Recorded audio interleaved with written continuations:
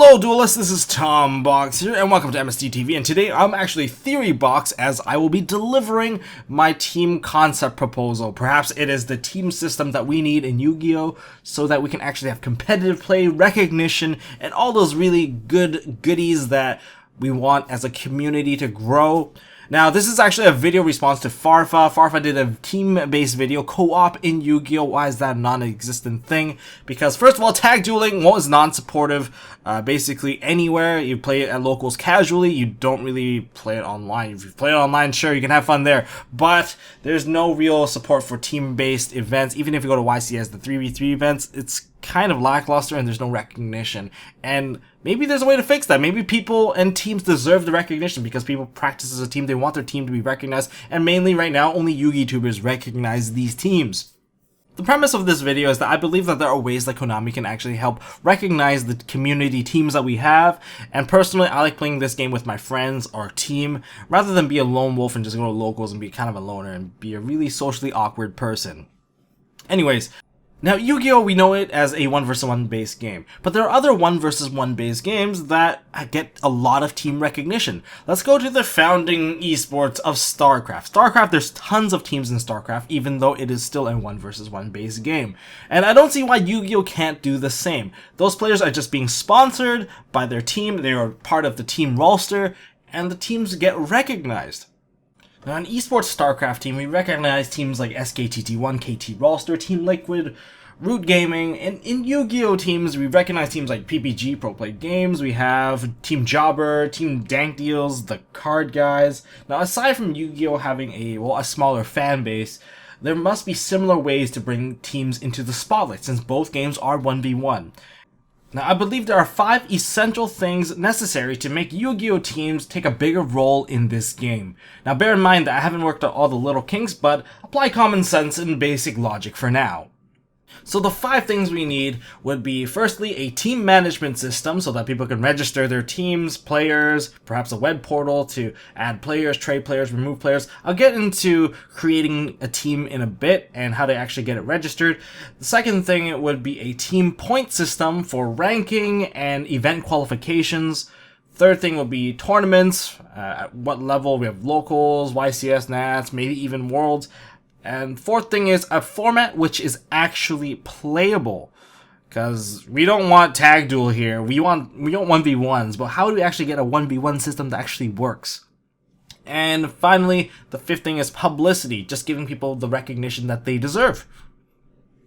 Now, for the sake of this theory, we're going to call this whole system TDL, Team Dueling League. So, how to actually get registered into the Team Dueling League? Bear with me here, as some of this backend stuff you won't care too much about, but I have to do it anyway. As a UI designer, that's kind of what I do. But if you want to skip ahead to the format, just go ahead and skip to part 4. The next little bit will be about the system and how to keep things in order for this whole team thing. So you want the whole team package, this is what we're doing here. And this is just a theory. You can leave a comment down below of what you think would work better in both Konami's level and at a community level. The first thing is we need to register our team into the system. Konami doesn't want to deal with scrubs because scrubs make no money, therefore, well, they don't want their servers to be flooded with people and they don't have the time to deal with it. So, in other words, you're going to have to earn your spot onto the site. So, one of the methods of doing so would be to win at a TDL qualifier. So, you have to win to get something? Of course, it's a game. Now, if your team sucks, it's kind of too bad because, look, most game companies don't even recognize the people at the bottom that don't earn enough points for their big tournaments, like League of Legends, who are some of these random teams that we don't even know of. Now, similar to a UDS qualifier, a TDL qualifier is hosted locally at your OTS store. They get a package, you'll host the event, players register, they play, and the winning team, each player on the team will earn 100 points. And I'll get into why the points need to be separated. Now, you need 300 points combined among 3 people to get the initial team rolling. You can actually register on their site, just put down all the Kasi, it was not Kasi IDs anymore, the Konami IDs, and the server will basically check if it's good. If it's good, well then, congratulations, you have now started a team. However, what if you don't want these guys on your team? Like, say you carry 2 of the scrubs and you don't want their asses on your team because they're just going to drag you down. Well, there is a second method. Well, it's the same method, really. Again, it did state that you only need 300 points split between 3 players. Now, Similar to UDS, where not only does the winner get points, but top players as well as participants. Through multiple events, eventually the rest of your most wanted teammates can probably get there too, and then you can register them there. So there you go. The tournament is basically open to earning points. And this is at the lowest tier event. This is the TDL qualifier. Once complete, basically go to Konami's network site, or the card network site, whatever the site is. Basically, the portal looks like this, and I think they can fit a link right here for teams. There you go, and even there, you can upload a logo. Now, I know you guys have some questions right now, like, what about huge teams like PPG, Dank Deals? What then? You guys got a roster that's more than 10 people? Well, this should answer your questions. One, once you have the whole thing set up, you can actually add more members, up to 10 slots. After that, basically you have to pay to add more members. Let's just say it's a management fee. Second thing is, you can shift the manager role to another player. So if you're not the owner of the team, but you got the whole thing rolling, well, you can pass it off to the actual manager. And 3, you can boot, trade, and recruit more players. Same like any other system. And yeah, you can upload your logo. Just don't upload a dick pic, because let's just say there are consequences. You can get your whole team banned if you're that stupid. The next thing is the point system. Now, how the hell does that work? Points are basically carried individually by each player. Collectively, they create a team score. All teams basically start with 300 points in that matter. Now, remember that the more players you have, the more points. But if you boot someone out of your team will basically lose the points equal to the amount that that player is carrying. Why is this point stuff important anyway? Well, say all the teams are competing for points each season. And the more points you have, well, the more you stand out on the leaderboard. On the leaderboard, basically, your logo will show up in there, and, you know, like, these are the best teams at this moment. Top 3 teams will have their logos basically up in the front page at all times. You're competing for a spotlight. But not only are you competing for a spotlight, but the top 8 teams will receive a prize every season. Of course, it's not going to be like a lot. Say if you have a huge team, not everyone's going to get something. Therefore, you know, there's a bit of the trade-off. Does that mean small teams are at a disadvantage? Well, kinda, unless your team is, like, really bad, or if your team's super good, you'll still rack up the points anyways, because there's a bit of sacrifice that some people will have to make, especially at events when I get into tournaments. Now, but why do players need individual points? Well, I'll talk about that when we get into tournaments, because it's actually related to that. So aside from setting up teams, we're going to need people to participate in this event. So they're going to have to incentivize it in some way or another and plan it very carefully. Because if a YCS is going on, well, no one's going to be playing in the team tournaments. So the planning, the timing has to be very careful. And here's going to be my breakdown. Now, we have 4 different types of tournaments, and we'll go through each one. We have the TDL Qualifier, we have the TDL Championship Series, we have the TDL Nationals, and we even have the TDL World Series. So let's get into the Qualifier. So the TDL Qualifier will be held at 2 places. One is at locals as a TDL Qualifier event at an OTS store, and the other one would be a TDL Qualifier hosted at regionals. Say they can take up to 8 teams maximum, hosted after round 4 if they get enough people to sign up and compete into it. Okay, so that's one way of doing it. Of course, points are being allocated for each event. The second tournament would be TDL Championship Series, which are basically hosted on YCS days. Now, rather than to compete with YCS, because everyone wants to play YCS, want to get the prize card, want to get the big prizes, this one doesn't offer as such big prizes as they do, and this one will actually be hosted on day 2. So if you didn't do so well, or you don't feel like finishing up your YCS for whatever reason that you have, then you can compete in the TDL Championship Series. Now, the top 3 teams will receive an exclusive prize card, one for each member of the team. Maybe it's different from the YCS prize card, but it does give you more imports to play with. And not only that, it's an exclusive prize card, so it's bound to be worth something, and you get to be featured in publicized articles. And that's basically the championship series. And of course, points will be allocated to each player that do participate, win, top, that kind of deal. But bear in mind that these tournaments will have limited seating, so you're going to have to pre-register the day before the event actually starts. And the third tournament would be the TDL Nationals. Now, this event you will probably have to pre-register on day 1, just because there's probably going to be a ton of teams that wants to play on the day 2 event. This is a day 2 event. Now, teams can register in pods of 3. Now, each pods would require 300 points for each team. So if your team has accoladed basically a ton of points, then you can basically seed in multiple groups into the tournament. Now, not only does the winning team basically receive a prize card, but this time the points are much higher. Basically, the winning team will have enough points to guarantee a spot for those players in the TDL World Series. And bear in mind that if you do seed in multiple pods, team killing is a possibility. The teams are going to be shuffled randomly, and just like StarCraft, team kills happen from time to time, so there's that going on too. And at the highest level, we have the TDL World Series. This is slightly different from the other tournaments, as in the previous tournaments, you played for your team.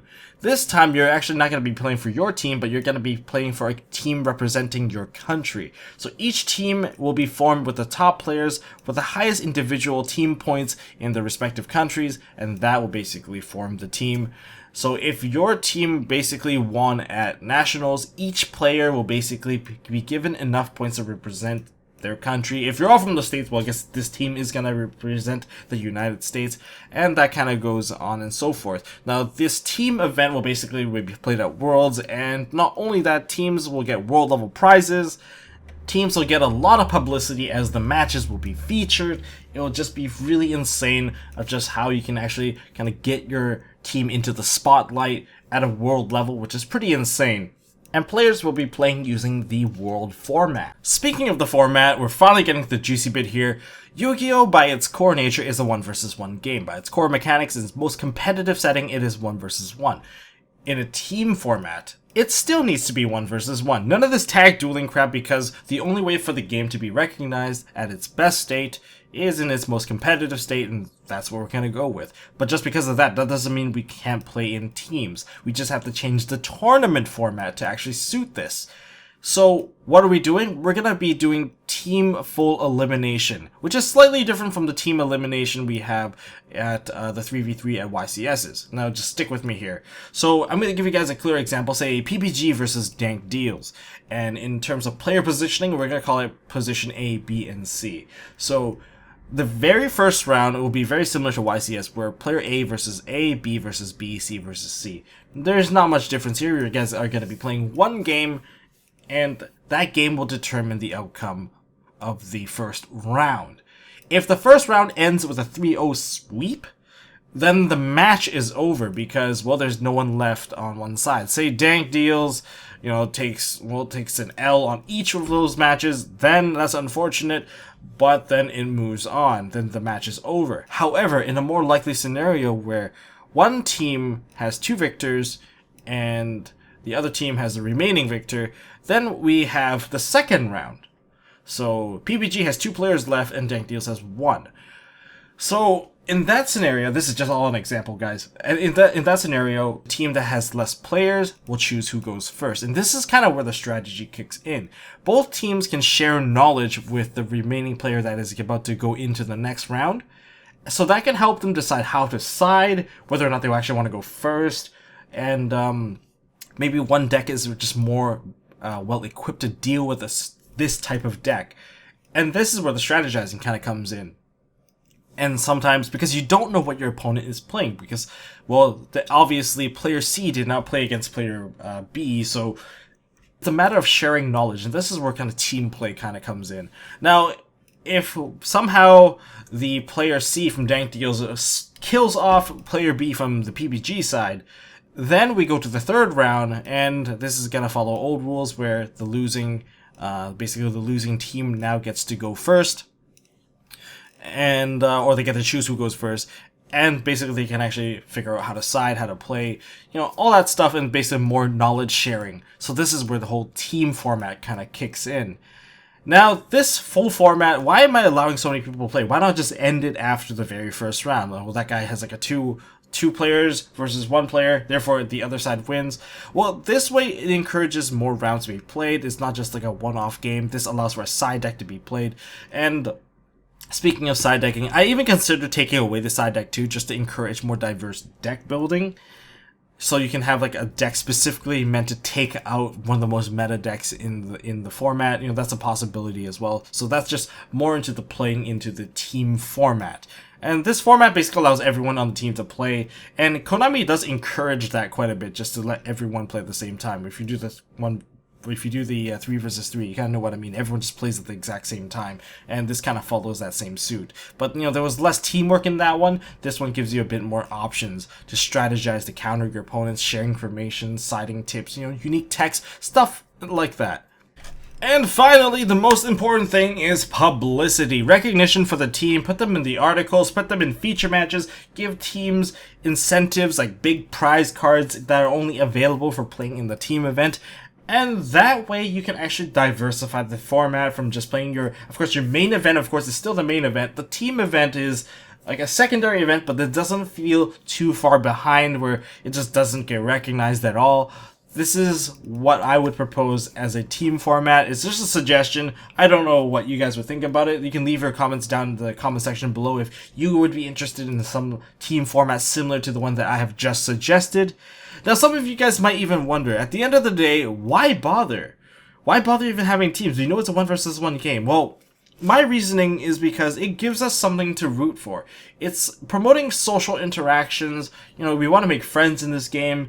And like any game, it feels kind of territorial where you want to be the more successful victor. It's just like, you can have something to represent and to be proud of. And that's why I'm suggesting teams. And a lot of people are very proud of their teams. So, yeah, there you have it. If you just look at like all the YouTube names, we have Team APS, we have Team Samurai X1, we got PPG, we got the Card Guys. There's like even like Team Innovation at some point. There's just lots of teams going on in the community already. Why not just capitalize on that and give them something to be more attached to with the game? And that's kind of where I stand. If you guys enjoyed this video and didn't mind this crazy long version of me talking about a lot of semantics and all the other junk, hit me with a thumbs up. And this is, of course, a video response to Farfa. Once again, go check out his video. I believe I've left the link down in the description below. And if you guys enjoyed this, hit me up with a thumbs up. If you want to see more stuff from MST.TV, hit me up with the subscribe button. This is a very rare theory video. This is my first theory video, actually. I'll probably do more if you guys are interested. And until next time, don't forget to hold on to your MST.TV. Hey guys, thanks for watching. If you like this video, please drop us a like so we know we are doing a good job, and you can also subscribe to MST.TV for more fantastic videos by clicking on the button on the left. Don't forget to check out our partners at Imperium Duelist. They make really high quality mats, including some of my own limited edition release stuff. And if you want to check out one of our past videos, click here on the right. As always, don't forget to hold on to your MST.TV, and I'll see you next time.